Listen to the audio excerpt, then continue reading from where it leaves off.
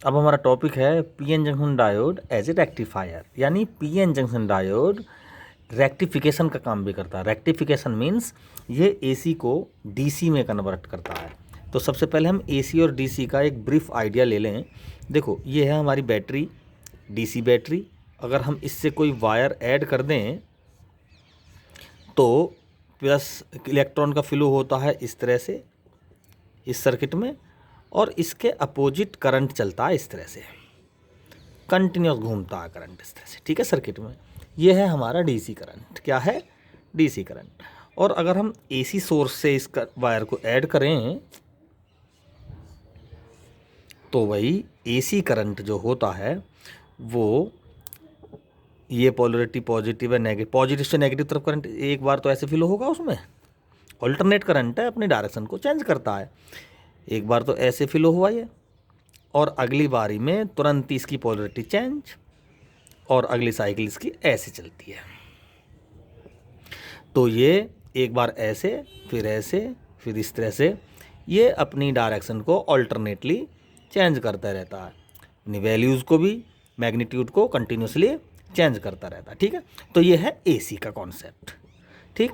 तो ये AC current सीधी direction में चलती है, सॉरी डीसी करंट इस तरह से चलता है, और एसी ऑल्टरनेटली अपनी डायरेक्शन को चेंज करती हुई चलती है।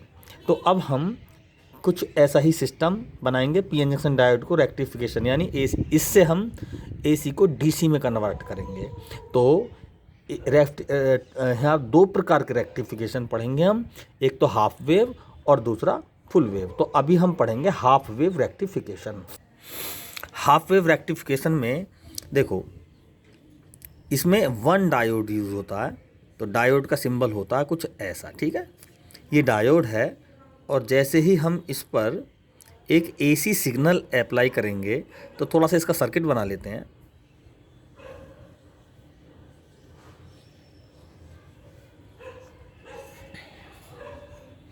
ये आउटपुट वोल्टेज मिलेगा हमसे इस रेजिस्टेंस से, इसको लोड रेजिस्टेंस बोलते हैं, ठीक है। और यहाँ पर किसी एक्सटर्नल एसी सोर्स से हम इस पर एसी वोल्टेज यानी एसी करंट कह सकते हैं, ये अप्लाई करेंगे। जब इस सर्किट पे ट्रांसफार्मर का प्रिंसिपल अप्लाई होगा तो यहाँ पर हमें एसी सिग्नल मिलेगा, ठीक है।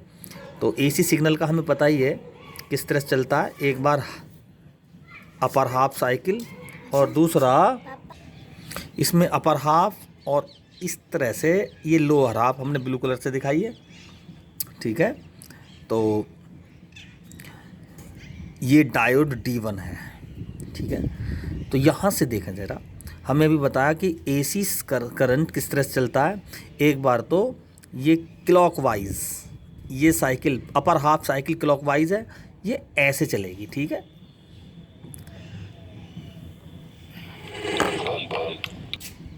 तो इसमें सबसे पहले अपर हाफ साइकिल जो है इसको हम इम्पोज कराते हैं डायोड D1 पर। तो ये क्लॉकवाइज है, तो ये कुछ ऐसी साइकिल घूमेगी इस सर्किट में, ठीक है। तो जब ये साइकिल घूमेगी तो ये पी टाइप पोर्शन तो ये होता है ना इसका, ये एन टाइप है। तो पी टाइप पोर्शन पर जब light electricity AC signal upper half signal of alternate current का जब इम्पोज होगा तो ये फॉरवर्ड बाइसिंग में होगा। तो ये जो सिग्नल है ये यहाँ से बिल्कुल पास हो जाएगा, ठीक है, ऐसे। क्लियर? अच्छा, अब बारी आती है लोअर हाफ साइकिल की। तो एसी हमने बताया कि एक बार तो ऐसे चलती है और अगली साइकिल ऐसे हो जाती है। तो ये वही साइकिल है, ये है एंटी क्लॉकवाइज। तो anti clockwise cycle blue colour से शो हो रही है इसमें। तो ये ऐसे चलेगी इस तरह से। तो जब ये साइकिल एंटी क्लॉकवाइज चल रही है तो एन टाइप क्रिस्टल पर इंसिडेंट हुई, देखें ज़रा। तो ये एन टाइप क्रिस्टल पर जब इंसिडेंट होगी, इम्पोज होगी, तो ये रिवर्स बाइसिंग का काम करेगा। देखो, पीएन जंक्शन में अगर ऐसे करंट चलेगा तो ये तो रिवर्स करंट हो गया ना, माइक्रो एम्पियर में चलेगा मिनोरिटी चार्ज कैरियर की वजह से जो चल रहा होगा, लेकिन फॉरवर्ड करंट इसमें नहीं चलेगा। तो ये वाली साइकिल क्या हो जाती है, ब्लॉक हो जाती है, और यहाँ पर एक हम स्ट्रेट लाइन बना देंगे, यानी करंट ज़ीरो। ये इस टाइम पीरियड में current zero. Next half cycle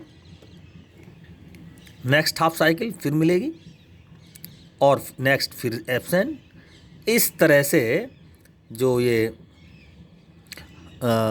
rectification होता है ना, हाफ साइकिल का रेक्टिफिकेशन हो रहा है, फुल साइकिल नेक्स्ट हाफ तो ब्लॉक हो गई ना, तो हाफ साइकिल का रेक्टिफिकेशन हो रहा है, इसलिए हम इसको क्या कहते हैं, हाफ वेव रेक्टिफायर। ठीक है, तो अब अगर हम फुल वेव की बात करें तो इसको हम फुल वेव यहीं से कन्वर्ट कर सकते हैं।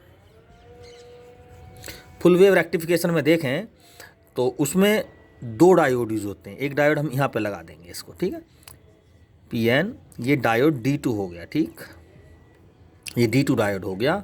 और यहाँ पर क्या है,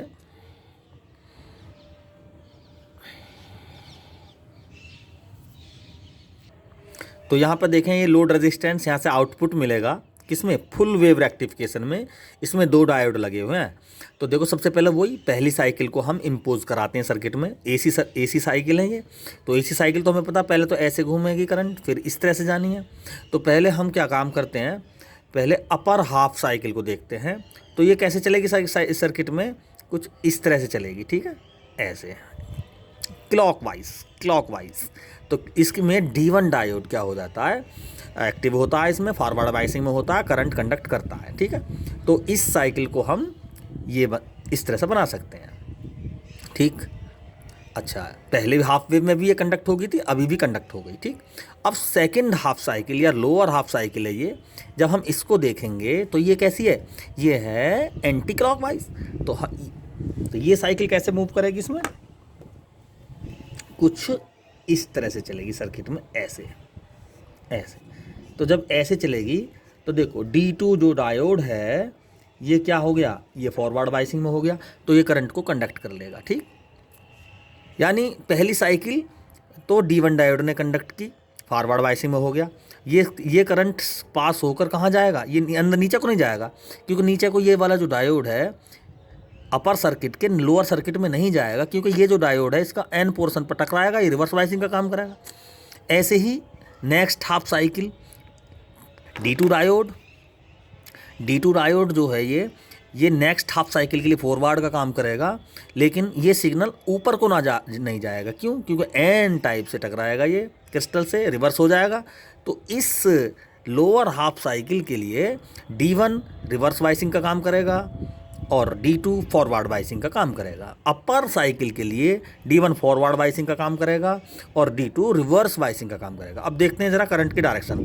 देखो अपर हाफ साइकिल ये ऐसे कंडक्ट हुई, यहाँ पर नीचे तो जाएगी नहीं, ये कहाँ जाएगी, ये ऐसे जाएगी। ठीक है, और लोअर हाफ साइकिल किस में कंडक्ट होगी, D2 में कंडक्ट होगी। D2 फॉरवर्ड बायसिंग का काम कर रहा है और कैसे जाएगी, ये ऐसे चले जाएगी। अब देखो आउटपुट लोड रेजिस्टेंस में जहाँ से आउटपुट मिलेगी, करंट की डायरेक्शन कैसी है, कंटिन्यूस, एक ही डायरेक्शन है।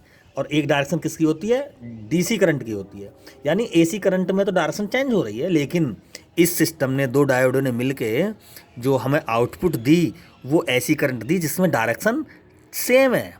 पहली साइकिल की डायरेक्शन भी वही और दूसरी वाली साइकिल की डायरेक्शन सेम।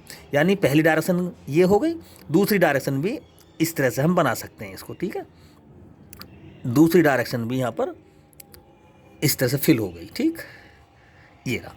तो फुल वेव रेक्टिफिकेशन में D1 और D2 टू डायोड यूज्ड हैं, और जो आउटपुट हमें मिला इस लोड रेजिस्टेंस से मिला, जिसमें दोनों साइकिल्स एक ही डायरेक्शन में कंडक्ट हैं, जो इस DC करंट का जो ग्राफ शो हो रहा है, इसमें जो सिग्नल्स शो हो रहे हैं जो रेक्टिफाई हो चुके, वो इस डायग्राम में शो हो रहे हैं। ठीक है, अगर AC की बात करें तो AC तो ये हो गया भाई, इस तरह से। तो ये तो है अपर हाफ साइकिल जो ये शो हो रही है, और ये है लोअर हाफ साइकिल जो यहाँ पर आ रही है। ये फिर दोबारा कर ये शो हो गई, फिर लोअर यहाँ पर, यानी हर साइकिल यानी फुल साइकिल यहाँ पर रेक्टिफाई हो रही है, इसलिए इसको हम कहते हैं full wave rectification. Thank you.